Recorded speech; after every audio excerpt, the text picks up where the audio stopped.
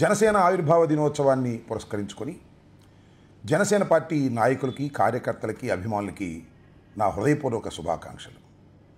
అదేవిధంగా తెలుగుదేశం పార్టీ నాయకులకి, కార్యకర్తలకి కూడా ఈ సందర్భంగా శుభాకాంక్షలు. జనసేన పార్టీ ఆవిర్భావం అయితే తెలుగుదేశం పార్టీకి ఎందుకు శుభాకాంక్షలు చెబుతున్నారు అనే సందేహం మీకు రావచ్చు. నా వీడియో మొత్తాన్ని చూసిన తర్వాత ఆ సందేహం నివృత్తి అవుతుందని నేను ఈ సందర్భంగా చెప్పదలుచుకున్నాను. జనసేన పార్టీ ఆవిర్భావం 2014లో కూడా ఎన్నికలకు ముందు మేలో ఎన్నికలు జరుగుతూ ఉంటే మార్చిలో జనసేన పార్టీ ఆవిర్భవించింది 14వ తారీఖున ఇంటర్నేషనల్ కన్వెన్షన్ సెంటర్లో. ఒక విధంగా చెప్పాలంటే హడావిడిగానే ఆవిర్భవించింది. జనసేన పార్టీ నాయకులు పవన్ కళ్యాణ్ గారు హడావుడిగా పార్టీని ప్రారంభించారు. పార్టీ ప్రారంభించిన తర్వాత నెక్స్ట్ ఎన్నికల్లో ఎక్కడా పోటీ చేయలే. పోటీ చేయకపోగా కంప్లీట్ టోటల్గా తెలుగుదేశం పార్టీకి మద్దతు ఇచ్చారు. కండిషన్లు ఏమైనా ఉన్నాయా? ఆయన ఎక్కడైనా పోటీ చేశాడా అంటే పోటీ చేయలే. ఆయన పట్టుమని 10 సీట్లు కూడా తీసుకోలేదు. మొత్తం టోటల్గా తెలుగుదేశం పార్టీకి బేషరతుగా మద్దతు ఇచ్చారు. దాంతోపాటు భారతీయ జనతా పార్టీ కూడా మద్దతు ఇచ్చింది.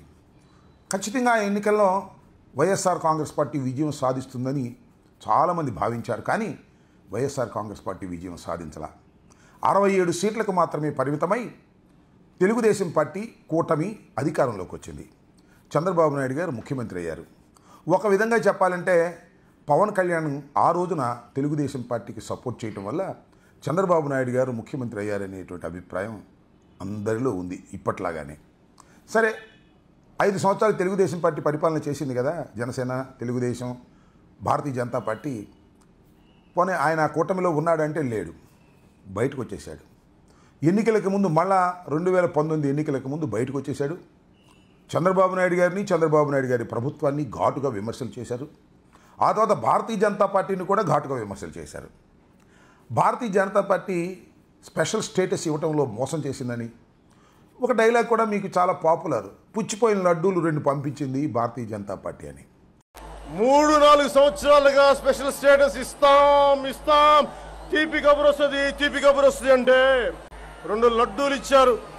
ఏం నాయనా లడ్డూ తింటావా అని. అరే, ఒక 3 సంవత్సరాలుగా మీరు ఇచ్చిన ఈ పాచిపోయిన లడ్డూలు ఎవరికి కావాలి? మీ లడ్డూలు కంటే మా బందర్ లడ్డూలు చాలా బాగుంటాయి కదా. అదేవిధంగా చంద్రబాబు నాయుడు గారు తన కుమారుణ్ణి తీసుకురావడం కోసం చాలా అన్యాయాలు, అక్రమాలు చేస్తున్నారని, ఆయన కుమారుడు పంచాయతీ ప్రెసిడెంట్ కూడా పనికిరాని వ్యక్తిని దొడ్డిదోవను తీసుకొచ్చి ఎమ్మెల్సీ చేసి ఆ తరువాత ఆయన్ని మంత్రిగా చేశారు. ఇది చాలా దారుణమని ఘాటైన విమర్శలు చేశారు. అరే, మీ కొడుకు ఏం తెలుసండి లోకేష్ గారికి? పంచాయతీ ఎన్నికల్లో పోటీ చేసిన వ్యక్తిని పంచాయతీ రాజ్ శాఖ మంత్రిగా చేశారు. మీరు మీ అబ్బాయికి ఏం తెలుసు పంచాయతీ వ్యవస్థ గురించి? ఆయన పంచాయతీ రాజ్ శాఖ మంత్రిగా చేశారు మీరు. ఆ నెక్స్ట్ ఎలక్షన్స్లో 2019లో ఆయన మళ్ళీ సపరేట్గా పోటీ చేశాడు. ఒక చిన్న కూటమిని ఏర్పాటు చేసుకున్నాడు. అదేంటంటే బీఎస్పీ, సిపిఐ, సిపిఎం మొత్తంగా కంటెస్ట్ చేయడానికి ప్రయత్నం చేశారు. దానిలో సుమారుగా 137 నియోజకవర్గాల్లో జనసేన పార్టీ పోటీ చేసింది. కమ్యూనిస్టుల మద్దతుతో, బీఎస్పీ మద్దతుతో. పవన్ కళ్యాణ్ గారు అయితే 2 చోట్ల పోటీ చేశారు. ఆయనకి మరి అంటే 2 చోట్ల గెలవాలి అనే ఉద్దేశం కాదు, కానీ ఏదో ఒక చోట గెలిచి శాసనసభకు వెళ్ళాలి అనేటువంటి దృక్పథంతో 2 చోట్ల పోటీ చేశారు. గాజువాకలోను, భీమవరంలోను. దురదృష్టం ఏంటంటే టోటల్గా అన్నీ ఓడిపోయారు. 1 సీటు తప్ప ఈ కూటమి మొత్తం. అది కూడా జనసేన పార్టీ ఒకే 1 సీటు గెలుచుకుంది.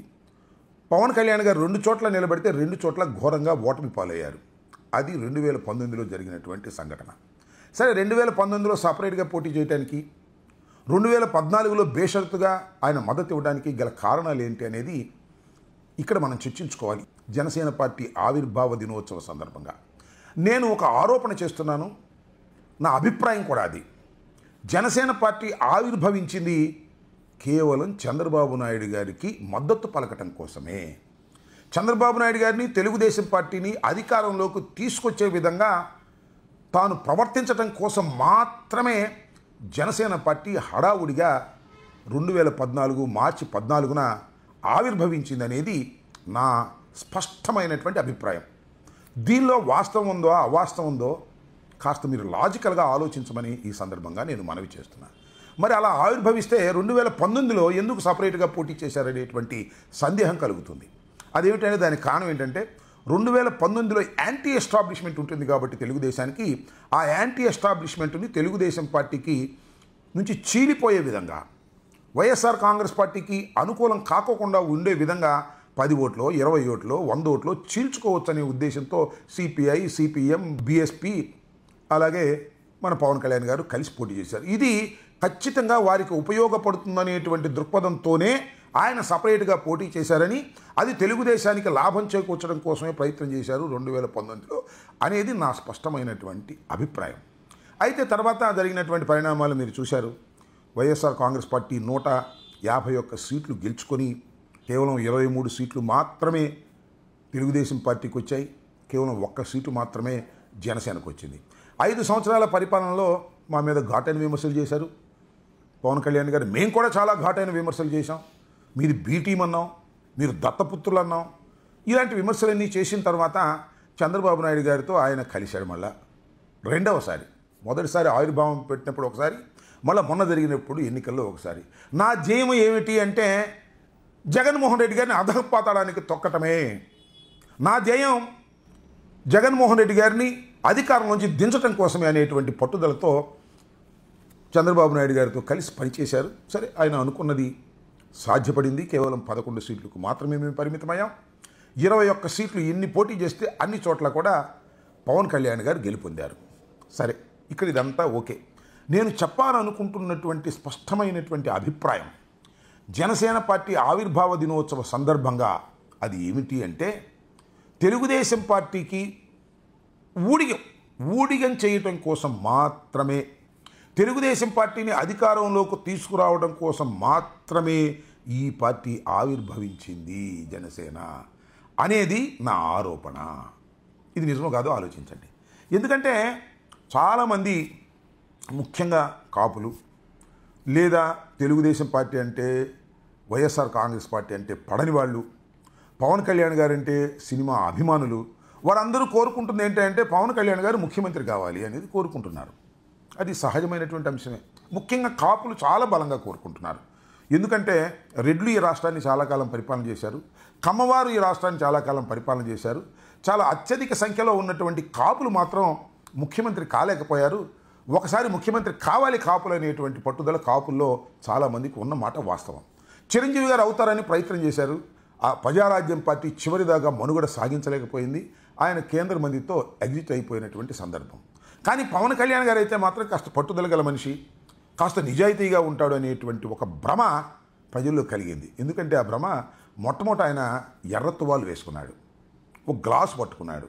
అంటే సామాన్యులకు దగ్గరగా ఉండాలి అనేటువంటిది, ఒక విప్లవ భావాలు కలిగినటువంటి వ్యక్తిగా, మరి మాట్లాడితే మోస్ట్ సిన్సియర్గా ఉండేటటువంటి పోరాటం చేసే విధంగా వ్యక్తిగా, అవసరమైతే ప్రాణత్యాగాలు చేస్తాను చే గువీరాలాగా అనేటువంటి అభిప్రాయంతో ప్రజల్లో ముందుకు వచ్చాడు.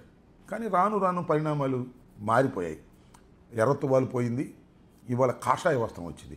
ఒక్కసారిగా విపరీతమైన మార్పు ఆయనలో వచ్చింది. అంటే ఒక అవకాశవాద ధోరణితో వెళుతున్నాడనేది ఇక్కడ నా స్పష్టమైనటువంటి అభిప్రాయం. సరే, ఇవన్నీ పక్కన పెడితే ఇవాళ ఆయన ముఖ్యమంత్రి కావాలనే ఆలోచన మాత్రం ఎక్కడా లేదు.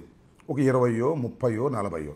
మరి మాట్లాడాలంటే ఇది కేవలం ఒక కాపుల పార్టీగా చిత్రీకరించి ఈ కాపుల పార్టీని తీసుకెళ్ళి చంద్రబాబు నాయుడు గారికి అలా తగిలిద్దాం, కాపులందరూ కూడా చంద్రబాబు నాయుడు గారికి ఓట్లు వేసే విధంగా చేద్దాం అనేటువంటి ఏకైక దృక్పథంతో ఆయన పనిచేస్తున్నాడు. అలా పని చేయకపోతే, ఒకవేళ అలా పని చేయట్లేదండి, మీరంతా చాలా అనవసరమైనటువంటి అభియోగాలు చేస్తున్నారు, అనవసరమైన విమర్శలు చేస్తున్నారు అనుకుంటే ఆయన ఏం చేయాలి? విస్తృతంగా వ్యాపించడానికి ప్రయత్నం చేయాలి, అన్ని కులాలని కలుపుకురావడానికి ప్రయత్నం చేయాలి.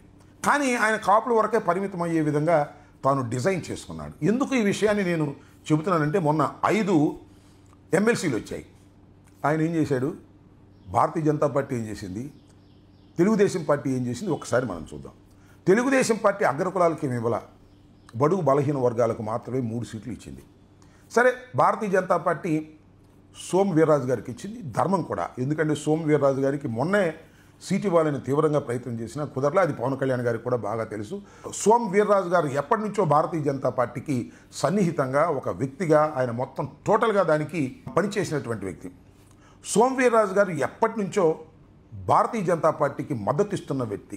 చాలా కాలం నుంచి పార్టీ మారకుండా ఆ పార్టీని అంటిపెట్టుకొని పనిచేస్తున్నటువంటి సోమ్ వీర్రాజు గారికి ఏ విధంగా అయినా ఎమ్మెల్యే కావాలనే ప్రయత్నం చేస్తే కాలేకపోయాడు. కాబట్టి చివరకు తీసుకొచ్చి ఎమ్మెల్సీగా ఇచ్చి పార్టీ ఒక మంచి సంకేతాన్ని ఇచ్చింది.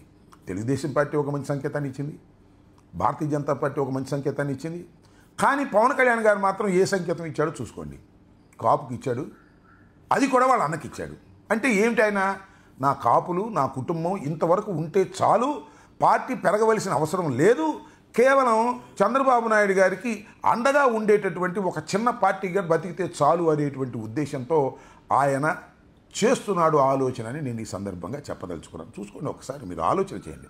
ఇప్పుడు నేను ఇవన్నీ అనగానే ఇది తెలుగుదేశం పార్టీని బతికించడం కోసమే ఆవిర్భవించినటువంటి రాజకీయ పార్టీ, ఇది తెలుగుదేశం పార్టీకి బీ టీమ్గా వ్యవహరిస్తుంది అని నేను అనగానే చాలామంది జన సైనికులకి మా వాళ్ళకి కోపాలు వస్తాయి, నా మీద రకరకాలుగా విమర్శ చేస్తారు. నా మీద విమర్శలు చేసే ముందు మీరు ఒకసారి ఆలోచించుకోండి. నేను చెప్పిన దానిలో ఏదైనా తప్పు ఉందా, లాజిక్ లేదా ఉందా ఒక్కసారి ఆలోచించుకోమని మనం వచ్చేస్తాం. ఏది ఏమైనా ఒక రాజకీయ పార్టీ, మా ప్రత్యర్థ రాజకీయ పార్టీ పెరగాలనే కోరుకుంటాం. ఎక్కడి దాకా పెరగాలని కోరుకుంటాం? అధికారంలోకి వచ్చేదాకా పెరగాలని కోరుకోం. వారు కూడా మంచి పనులు చేసి మంచి విమర్శలు చేసి దినదిన ప్రవర్ధమానంగా వారు కూడా పెరిగితే బాగానే ఉంటుంది ప్రజాస్వామ్యంలో అని కోరుకుంటాం. నేను ఈ సందర్భంగా జనసేన పార్టీని కోరుకుంటున్నా, మీ పార్టీ ఇండివిజువల్గా ఉండాలని, చక్కగా విస్తృత స్థాయిలో కాపులకే పరిమితం కాకుండా అన్ని కులాలని కలుపుకుపోయేటటువంటి ఒక రాజకీయ పార్టీగా ఎదగాలని నేను కోరుకుంటాను. మాకు ప్రత్యామ్నాయంగా తెలుగుదేశం బదులు మీరే వస్తే బాగుంటుందనేది కూడా మాకుంటుంది. ఎందుకంటే తెలుగుదేశం పార్టీ మరీ దౌర్భాగ్యమైనటువంటి కార్యక్రమాలు చేస్తుంది కాబట్టి. పోనీ ఆ దశలో మీరు ప్రయత్నం చేస్తున్నారంటే ఆ దశలో మీరు ప్రయత్నం చేయటం లేదని నేను అభిప్రాయపడుతున్నా. ఏది ఏమైనా జనసేన పార్టీ ఇప్పటికైనా వాస్తవాలను గ్రహించి ఒక ధర్మమైనటువంటి రాజకీయ పార్టీగా ముందుకు వెళ్ళాలని, పెరగాలని మనస్ఫూర్తిగా కోరుకుంటున్నాం. అయితే దీంతో ఏమంటారంటే, మేము విడిపోవాలి కూటమి నుంచి, చంద్రబాబు పవన్ కళ్యాణ్ సపరేట్ అయిపోతే మీరు ఈజీగా గెలుస్తారు, అందువల్ల మమ్మల్ని రెచ్చగొడతారు అనుకున్నాం. గెలిచేటప్పుడు మీరందరూ కట్టగట్టుకుని ఉన్నా కూడా గెలుస్తామనే విషయాన్ని మీరు దయచేసి మర్చిపోవద్దు. చంద్రబాబు నాయుడు గారు పవన్ కళ్యాణ్ గారు చెప్తున్నారు కదా, మేము 15 ఏళ్ళు ఇలాగే గట్టిగా ఉంటామని. 15 ఏళ్ళు కాకపోతే జీవితాంతం కలిసికట్టుగా ఉండండి, ఏ విధమైన అభ్యంతరం లేదు. యాంటీ ఎస్టాబ్లిష్మెంట్, యాంటీ ఇన్కంబెన్స్ పెరగటం ప్రారంభమైంది. మీరు కట్టుకొని ఉన్న మిమ్మల్ని ఓడించేటటువంటి స్థాయి వైఎస్ఆర్ కాంగ్రెస్ పార్టీకి ప్రజలు ఇచ్చేటటువంటి వాతావరణం కనిపిస్తుంది. 9 మాసాలలోనే ఈ రకమైనటువంటి ప్రజా వ్యతిరేకత తెచ్చుకున్నటువంటి రాజకీయ పక్షాలు ఏమీ లేదు. ఇవాళ భారతదేశంలో కూటమి ఒక్కటే ఉందని ఆంధ్రప్రదేశ్లో ఈ సందర్భంగా నేను మనవి చేస్తూ మరొకసారి జనసేన పార్టీకి ఆవిర్భావ దినోత్సవ శుభాకాంక్షలు తెలియచేస్తూ సక్రమంగా మీ పార్టీ ముందుకు సాగాలని మనస్ఫూర్తిగా కోరుకుంటున్నాను.